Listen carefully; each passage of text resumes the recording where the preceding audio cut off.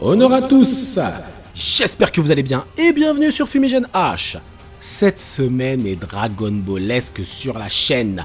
Toutes les actualités sont Dragon Ball, faut avouer. Il y a du JoJo aussi, mais il y a beaucoup de Dragon Ball. Bon, déjà il y a eu le chapitre 48 de Dragon Ball Super. Ensuite, il y a le chapitre de Dragon Ball Broken Horizon. Et pour finir, il y a la vidéo théorie sur le vœu de Moro qui va arriver, on va dire, semaine prochaine, je pense. Ah là là, ça chauffe, je vous le dis les gars.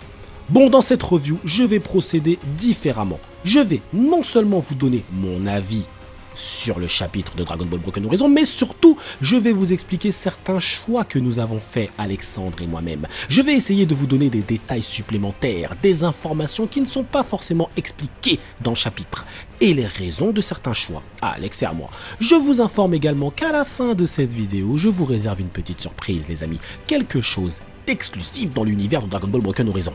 Allez, c'est parti, mais cette fois-ci, c'est pas moi qui vais balancer l'intro, mais c'est mon ami Sherminator.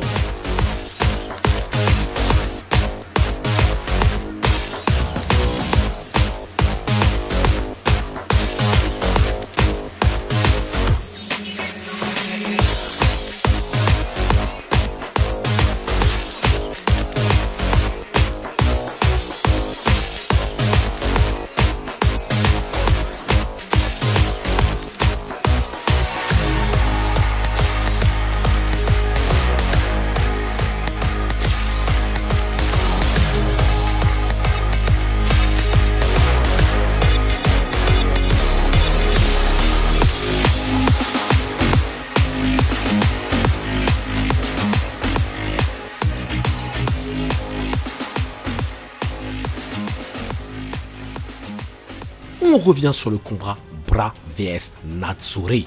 Alex nous avait laissé sur un suspense de fou et une transformation totalement inédite dans l'univers Dragon Ball. Regardez bien les détails. Ses cheveux sont noirs, ses yeux également sont noirs et son aura dégage des cendres.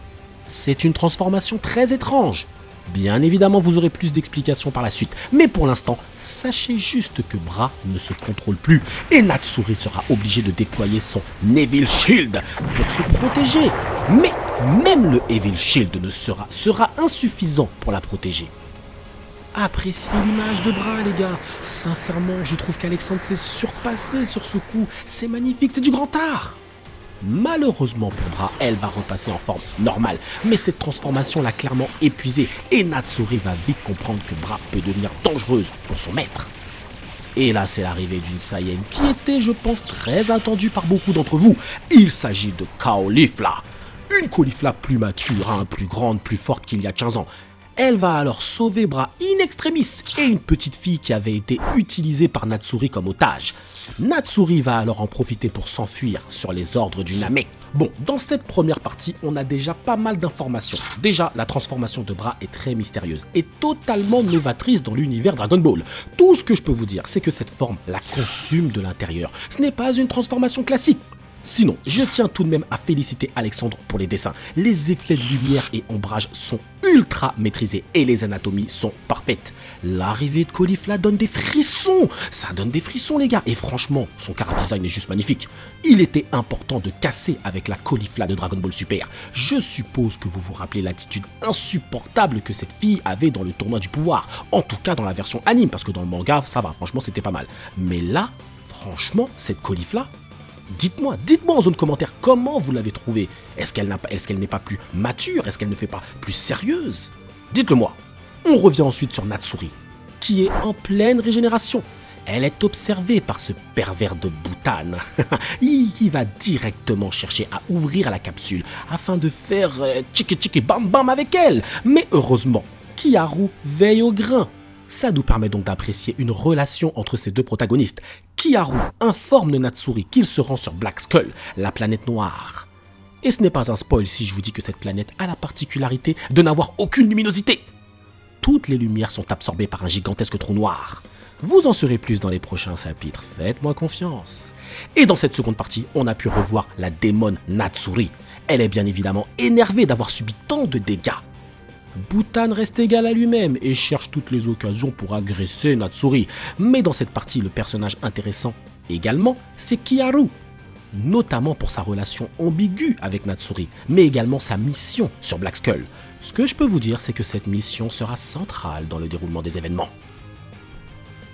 Après cette scène, on se fait un petit flashback 5 ans avant, et on voit Caulifla en pleine réflexion dans sa baignoire. Elle semble préoccupée par un événement qui vient de se dérouler. Elle a même demandé une audience à Champa-sama. Et là, c'est le déferlement d'informations les gars, et j'espère que vous avez suivi. Déjà, Caulifla porte une cicatrice terrible dans son dos, et surtout, elle ose demander à un Akaishin de ne pas intervenir sur une future menace que l'univers 6 va subir. C'est fou, quelle toupée elle a cette fille. En plus, Vados va clairement lui faire comprendre qu'elle n'a pas le niveau nécessaire pour arrêter ses guerriers. Caulifla va mettre en avant ses années de bons et loyaux services au profit de l'univers 6. Et Champa, qui est un fainéant, faut se le dire, de nature, va sauter sur l'occasion pour prendre des vacances. Il ne se doute pas de ce qu'il va retrouver en revenant.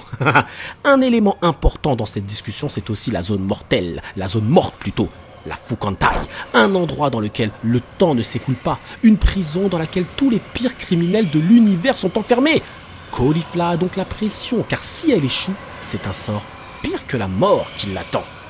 Après tout ça, on arrive sur la rencontre entre Bra et Caulifla. Les deux filles vont longuement échanger et finalement, elles vont s'apercevoir que leur objectif converge, car Bra est venu dans l'univers 6 pour sauver sa vie et Caulifla cherche également à sauver la sienne. Caulifla ne veut pas les Dragon Ball, mais elle cherche les ennemis qui veulent les Dragon Ball. D'une certaine manière, c'est pareil. A noter également pour Bra que c'est un peu le baptême du feu pour elle. C'est son premier combat sérieux contre Natsuri. On est bien loin des entraînements avec son père, hein, même s'ils étaient déjà très rudes. C'est tout de même la première fois qu'elle se bat pour sauver sa vie. Cette scène, cette petite scène où Caulifla la prend dans ses bras, nous montre que finalement, elle reste une adolescente. Et elle découvre l'horreur de la guerre. C'est assez frustrant pour elle, car même si elle connaît toutes les histoires de son père, cette fois-ci elle participe au combat, c'est différent. Après, il faut noter également que Bra n'a tout de même pas hésité à sauver la petite fille, à sauver Patata des griffes de Natsuri. Donc ça montre tout de même qu'elle dispose du courage de son père, et de sa mère aussi, parce qu'elle était courageuse la petite Bulma. Les aventures des deux filles vont alors commencer, et Caulifla va donner des informations très précises sur leurs ennemis. Elle va présenter Butan, Natsuri, Kiharu. N'hésitez pas d'ailleurs à nous donner votre avis en zone commentaire sur ces ennemis. Comment vous les trouvez? Quel est votre ennemi préféré? Bon, sinon les filles vont être obligées de s'arrêter sur une planète car leur moteur est en train de chauffer. Ça sera l'occasion à Caulifla de nous dévoiler un petit fantasme qu'elle avait depuis le tournoi du pouvoir. La petite coquine, hein. Et oui, la jeune fille rêve de notre cher Sangohan-san. Sa défaite sous la forme de Kefla lui est restée dans l'esprit. Et finalement, sa rancœur s'est transformée en obsession. Et son obsession se transformait en fantasme. Dites-moi en zone commentaire comment vous avez trouvé cette scène. J'ai vu pas mal de réactions sur Facebook, Insta, etc. concernant ce petit rêve de Caulifla. Dites-moi sur Fumigène H ce que vous en avez pensé. Est-ce que c'est too much ou peut-être on aurait pu aller plus loin? Et on arrive sur la scène finale et l'arrivée de Kale-sama, la super Saiyan légendaire de l'univers 6. Et là je dois m'incliner sur son Chara Design. Franchement la Charminator, tu t'es surpassé mon ami. Cette Kale est juste parfaite. Je sais pas pour vous, mais moi j'ai été surpris par sa badassitude, son charisme, son Chara Design. Tout, j'ai kiffé cette Kale. Ça change du pot de fleurs qu'on avait dans l'anime, non? Elle demande à Kiabe de partir avec la Dragon Ball et elle s'apprête à affronter ses ennemis toute seule. Voilà pour le chapitre 4. Maintenant, c'est à vous de me dire ce que vous en avez pensé. Qu'est-ce que vous avez pensé de ce chapitre? Les dessins de Charminator, qu'est-ce que vous en avez pensé? Le développement du scénario, dites-moi tout. Donnez-moi votre avis, surtout les gars, on est là et on vous écoute. Alex et moi-même tenons à vous remercier également de votre soutien, car on sent que vous appréciez sincèrement ce fan manga et ça nous fait très plaisir. Vous êtes de plus en plus nombreux à le lire. Et on le voit avec les stats, donc n'hésitez pas à en parler autour de vous. Plus on est de fous, plus on rit. Mais avant de vous laisser, je tiens à vous donner en exclusivité une petite information. On va revenir sur une petite scène.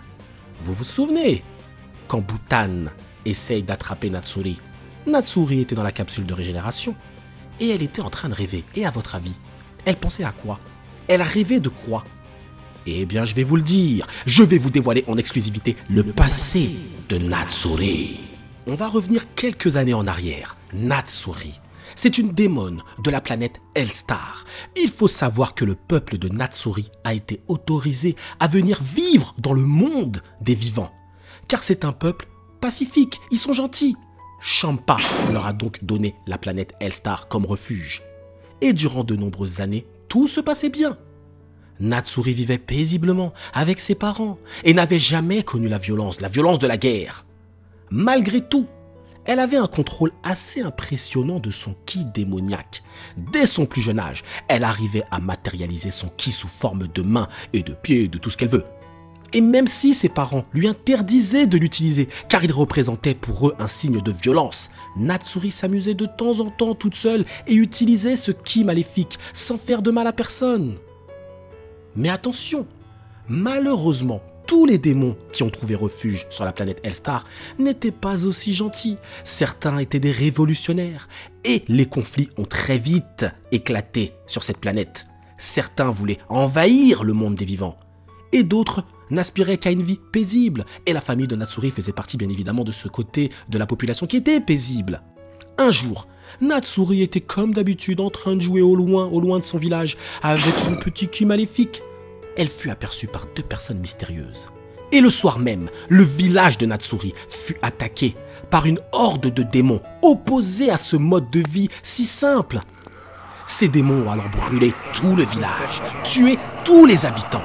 Mais ils ont réservé un sort particulièrement violent à Natsuri et ses parents. La petite Natsuri était cachée sous son lit. Et les démons se sont introduits chez elle. Et ils ont alors sorti Natsuri de son lit et ils ont commencé par torturer son père en lui retirant les membres un à un. Ces brigands ont alors violé en réunion la mère de Natsuri devant Natsuri. La pauvre petite n'oubliera jamais cette scène ignoble. Sa mère violée par un groupe de truands, de démons. Son père totalement démembré devant elle. Elle ne sera plus jamais la même après une scène comme ça. Au moment où ces démons prévoyaient de faire la même chose à Natsuri, les deux guerriers mystérieux l'ont sauvé in extremis. Il y avait un jeune Saiyan. Il dit s'appeler Kagaimo et le Namek Nagai. Ils ont clairement tué tous les brigands qui ont attaqué le village, à l'exception du chef de ces brigands. Il demande alors à Natsuri d'utiliser sa force, d'utiliser son Evil Hand pour le tuer. Natsuri va alors réfléchir. Et elle va se remémorer tous les événements. Le meurtre de son père, de ses amis, de son village, le viol de sa mère, en réunion.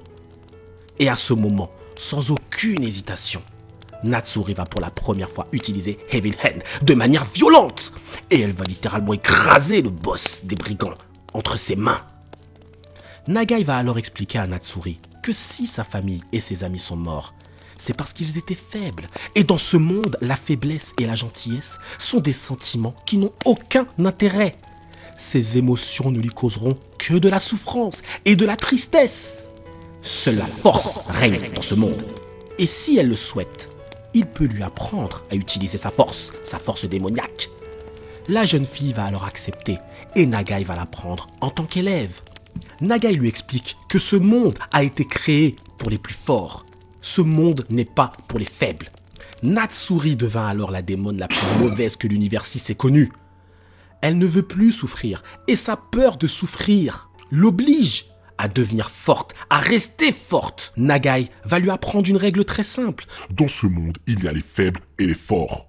Les faibles souffrent. Et les forts font souffrir les faibles. Si tu ne veux pas souffrir, tu n'as qu'à être dans le camp des forts. Tu n'as qu'à être dans le camp de ceux qui font souffrir si toi tu ne veux pas souffrir. Si tu ne veux pas ressentir de tristesse. Pour Natsuri, c'est une sorte de vengeance contre le destin, car elle était chez les faibles. Et maintenant elle est passée chez les personnes fortes, ceux qui font souffrir. Et son instinct de démon l'a rattrapée, car maintenant, à force de tuer toutes ces années à tuer des innocents, elle prend du plaisir, elle y prend du plaisir. C'est même devenu jouissif pour elle.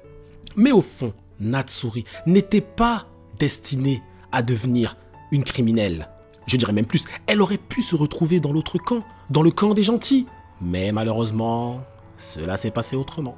Ce n'est que par la suite que Natsuri a rencontré Kiharu, mais ça, c'est une autre histoire les amis. Nagai a utilisé le viol de sa mère et la destruction de son village pour révéler tous les plus bas instincts de Natsuri. Voilà donc l'histoire de la démone de l'univers 6. Dites-moi en zone commentaire ce que vous avez pensé de cette petite story. J'espère que ça vous aidera à mieux comprendre la psychologie du personnage. Et cette vidéo touche maintenant à sa fin. Et avant de vous laisser, je vous demande de liker, partager, vous abonner, commenter, vous savez déjà. Sinon, merci à vous d'avoir suivi cette vidéo jusqu'au bout. On se retrouve très prochainement pour d'autres vidéos. En attendant, prenez soin de vous et surtout, que l'honneur soit avec vous.